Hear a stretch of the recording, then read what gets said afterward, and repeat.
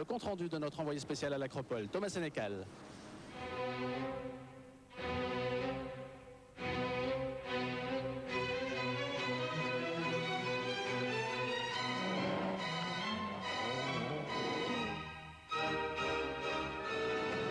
Le doublé Ford à l'Acropole, c'est l'histoire d'une campagne héroïque transformée en tragédie grecque.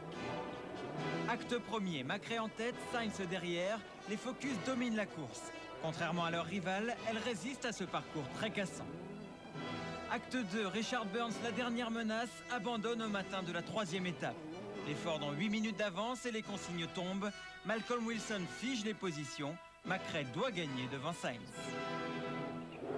Acte 3, l'Écossais lève le pied et concède presque 2 secondes au kilomètre.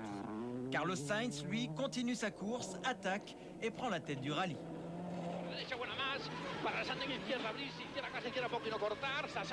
L'Espagnol court après la victoire depuis 2 ans. Parti pour une course de 3 jours, il n'apprécie pas de voir son élan brisé. Finalement, il se soumet à la consigne, mais au dernier moment, en s'arrêtant net à 50 mètres de l'arrivée. À ce moment du championnat, je pense que c'est un peu trop... C'est pas bien pour moi de fermer les positions. Et ça, c'est pas ce que nous avons parlé avant de commencer l'année. Dans le futur, il faut parler pour clarifier la situation. Nos 2 pilotes ont couru en grand professionnel. Nous obtenons le résultat escompté. Excellent pour le championnat. La course au titre reste ouverte. Richard Burns a encore beaucoup d'avance, mais ça me paraît possible de le menacer. Que pensez-vous de l'attitude de votre compagnon d'écurie? Désormais, chez Ford, l'ambiance risque d'être aussi fragile que les voitures sont solides, car les Focus ont donné une leçon de fiabilité à une concurrence décimée. Sur 14 voitures officielles, seules 5 ont atteint l'arrivée. Une roue arrière baladeuse pour Tommy Mäkinen, des amortisseurs fatigués puis un turbo cassé pour Richard Burns.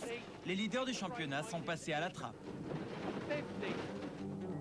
Didier Auriol aussi trahi par les freins de sa Seat après un bon début de course. Devant l'hécatombe, Peugeot peut donc se targuer d'amener une voiture à l'arrivée. Pas celle de Marcus Gronholm, parti très vite, trop vite peut-être. Un tonneau puis une casse moteur ont provoqué l'abandon du Finlandais. Non, la Peugeot à l'arrivée, c'est celle de Delecourt.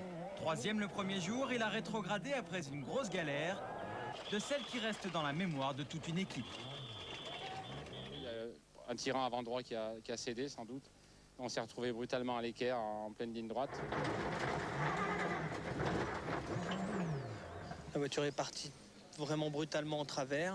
On s'est immobilisé au bord du trou, vraiment au bord du ravin. François a réussi à rétablir, à passer la marche arrière, à repartir, à descendre à 10-15 à l'heure.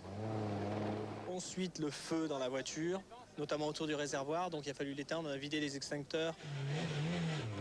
La voiture est dans un sale état, mais je pense que notre équipe va réussir à la réparer, ils y arrivent toujours. Et c'est parti pour un balai en bleu de 45 minutes. Un moment fort où les nerfs se relâchent, où les mécaniciens se donnent à fond, où la 206 retrouve une nouvelle jeunesse. Directement, ils font aussi leur rallye, eux, à leur façon, d'une manière différente, et quelque part, ils s'éclatent. François Delecourt repart. Finalement, il offrira 2 points à son équipe. 9e, Delecourt termine derrière 2 habitués des rallyes français, Dor et ici Riquelme pour son 5e Acropole. Le Monégasque finit 7e.